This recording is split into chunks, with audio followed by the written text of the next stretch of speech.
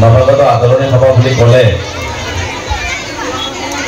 আমাৰো এই পুৰণি দিনবোৰলৈ মনত পৰে যে আমি যেতিয়াই নতুন কোনো বিদ্যালয় মহাবিদ্যালয়ত নামভৰ্তি কৰিছোঁ আৰু সেই বিদ্যালয় বা মহাবিদ্যালয়খনৰ এটি পৰম্পৰা নৱাগতসকলক আদৰি লোৱা আৰু আজিও তাৰে এটি অংশ হিচাপে নৱগত মডেল একাডেমীত যিসকল ছাত্ৰ ছাত্ৰীয়ে নতুনকৈ নামভৰ্তি কৰিছে তেওঁলোকক আজি বিদ্যালয় কৰ্তৃপক্ষ বিদ্যালয়ৰ পুৰণা ছাত্ৰ ছাত্ৰীসকলে তেওঁলোকক আদৰি ল'ব যাৰ কাৰণে আজি এই নৱাগত আদৰণি সভা অনুষ্ঠিত কৰা হৈছে।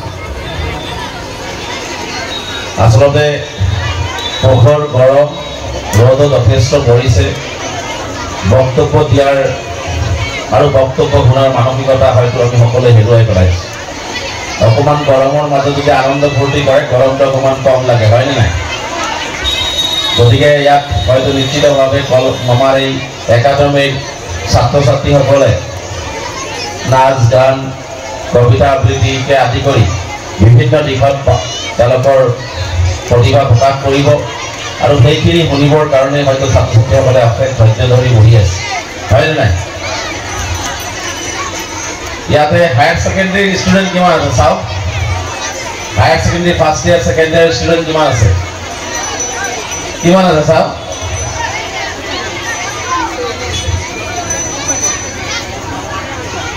তাৰ মানে ডাঙৰখিনি বাহিৰত যিখিনিয়ে কথাবোৰ বুজিব তেওঁলোকে বাহিৰত আৰু যিখিনিয়ে কথাবোৰ অকণমান বুজি কম পাব তেওঁলোকে ভিতৰত। এইটো কিন্তু এটা ভাল লক্ষণ নহয়। যিসকল ছিনিয়ৰ ছাত্ৰ ছাত্ৰী যিসকলে জ্যেষ্ঠ তেওঁলোকে সদায় ইয়াত আগভাগ ল'ব লাগে।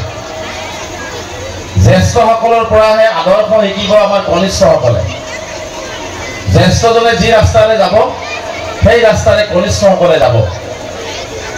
এটা বিদ্যালয়ৰ যেতিয়া বিদ্যালয় সপ্তাহে হওক আদৰণি সভা হওক ইয়াত বিভিন্নজনক আমন্ত্ৰণ কৰি অনা হয় বা বিভিন্ন ছাত্ৰ ছাত্ৰী ইয়াত নিজৰ নিজৰ প্ৰতিভা প্ৰকাশ কৰিব। এইখিনি শুনাৰ কিন্তু আমাৰ ছাত্ৰ ছাত্ৰীসকলৰ ধৈৰ্য থাকিব লাগিব।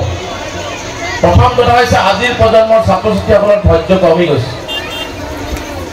ধৈৰ্যত আমি 2 ঘণ্টা 3 ঘণ্টা 1 ঘণ্টা সময় আমি বহি ক'ৰবাত কটাবলৈ সক্ষম হোৱা নাই।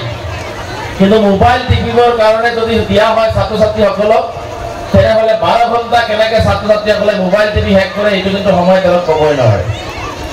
দুটা কথা, আপোনালোকে ইয়াত আধা ঘণ্টা সময় বহিলে জীৱনৰ বহু কথা বহু আদিপাঠ শিকিব পাৰিব। কিন্তু মোবাইল টিপি 12 ঘণ্টা সময় নষ্ট কৰা মানেই আপোনাৰ জীৱনৰ পৰা আটাইতকৈ ডাঙৰ মূল্যৱান 12 ঘণ্টা সময় আঁতৰি গ'ল। যি 12 ঘণ্টা আপুনি কেতিয়াও কাহানি আৰু নাপায়। আৰু এই মোবাইলে আমাৰ জীৱন বহু পৰিমাণে ধন্য কৰিছে আৰু বহু পৰিমাণে কিন্তু ক্ষতিও কৰিছে।